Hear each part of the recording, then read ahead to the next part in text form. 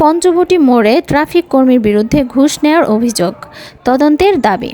নারায়ণগঞ্জের ব্যস্ততম পঞ্চবটি মোড়ে দায়িত্বরত এক ট্রাফিক নিরাপত্তা কর্মীর বিরুদ্ধে ঘুষ গ্রহণের অভিযোগ উঠেছে। অভিযোগ অনুযায়ী যানবাহনের শৃঙ্খলা বজায় রাখা ও ট্রাফিক নিয়ন্ত্রণের পরিবর্তে ওই কর্মী একটি ট্রাকের পিছনে ছুটে গিয়ে চালকের কাছ থেকে টাকা গ্রহণের চেষ্টা করেন। অভিযুক্ত কর্মীর নাম পরিচয় এখনও নিশ্চিত হওয়া যায়নি। জেড-টিভি অনলাইন সবসময় জনদুর্ভোগ, অনিয়ম ও জনস্বার্থ সংশ্লিষ্ট বিষয় তুলে ধরতে কাজ করে যাচ্ছে। এরই ধারাবাহিকতায় আমাদের একাধিক সচেতন দর্শক ঘটনাস্থলে ধারণ করা একটি ভিডিও জেড-টিভি অনলাইনে হোয়াটসঅ্যাপের মাধ্যমে পাঠান।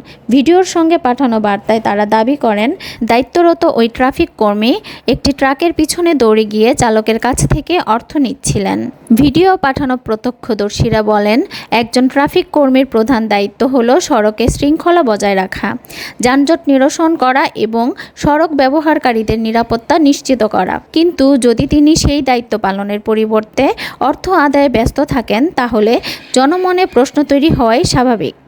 স্থানীয় কয়েকজন বাসিন্দা ক্ষোভ প্রকাশ করে বলেন, যদি অভিযোগের সত্যতা প্রমাণ হয় তাহলে এটি শুধু একজন কর্মীর ব্যক্তিগত অনিয়ম নয়, বরং জনসেবার প্রতি মানুষের আস্থাকে ক্ষুণ্ণ করা।